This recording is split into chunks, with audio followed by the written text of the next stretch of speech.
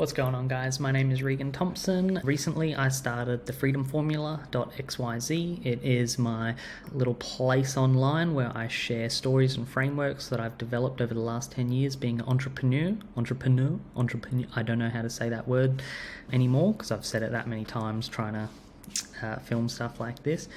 I wanted to film a little video podcast of one of the first posts that I did on the Freedom Formula. It's called 35 millimeters of freedom, and it was an insanely pivotal, life-changing kind of time and realization for me in my early 20s. I should know the story totally off by heart. I do, but I get all jumbled up when I try and tell it, so I've written it down in a blog post and I'm going to read it off the script to you guys.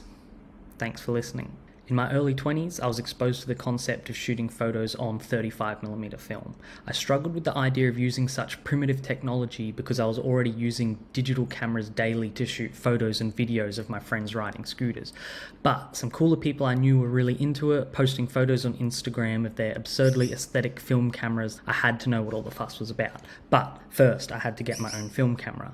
The mix of adventure and anxiety that came with scouring thrift stores and antique shops to find the one that was for me was both exhilarating and intimidating. I couldn't imagine at the time spending $25 on a 35-year-old camera, shooting a roll of film, paying to have the photos developed only to find out the camera was broken all along and then I'd wasted all that time and money. But photos were shot and photos were developed. It worked and I was hooked.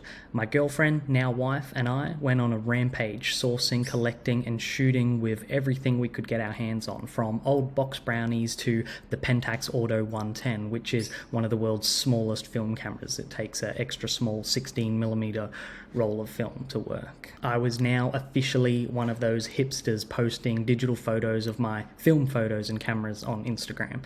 This, at the time, caught my brother's eye when he told me that a friend of his wanted to buy a film camera and get into it too. He asked me if I'd sell his friend one of mine. I thought, sure. I bought it for $25. I spent $20 developing a roll of film, so I know it works. Perhaps I could charge her $80 since I can actually guarantee that it works perfectly, saving her the potential heartache that I feared, which nearly stopped me from getting into shooting film at all. The deal was done, and that was that. But later on, it hit me. Wait, I just got paid to go antiquing and shoot photos with really cool film cameras. I didn't go on to start a vintage camera empire. In fact, I actually got over the film fascination as quickly as I got into it, but the framework stuck with me. I would go as far as to say that that specific realization was nothing short of life-changing for me. It stayed with me forever, circling my freedom-chasing psyche for years. When I thought about what I wanted to do with my life and how I wanted to earn a living, I always thought of that specific 35mm camera sale. It had to be like that. How could I ever settle for making money not doing something I love now that I know that it's totally possible? This is what I mean when I say you need to hack together a system where you make money doing what you love. For me, it wasn't vintage cameras, but I really believe that it could have been. I know that nowadays this specific business model is well and truly served, but the framework, in my opinion, is as valid as it's ever been. So, to be clear, I'm not telling you to buy, test, and sell 35mm cameras unless that's something you truly love doing. I'm telling you to find that thing that you love doing and then find a way to make money doing it. For me, it was scooters. I didn't care what it was as long as it was scooter related, as long as I had a roof over my head and food in my belly.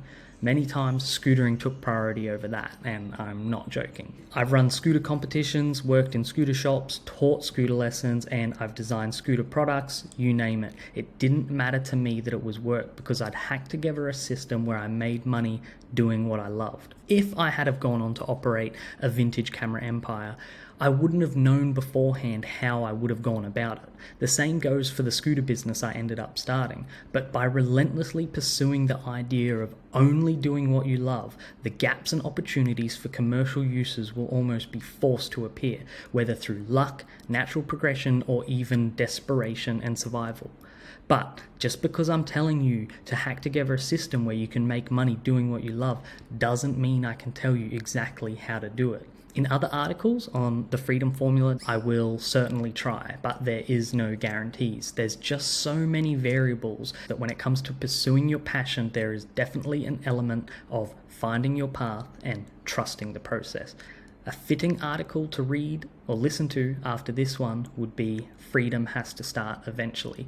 That is an article I wrote that basically just dives a little bit into the crucial moment when I just decided, all right, screw it, I'm freaking doing this, I'm starting my business, and the situations and opportunities that arose after that are just, I could not have imagined that that's how it was going to go, and that's the magic of just starting. So yeah, that article's called Freedom Has to Start Eventually.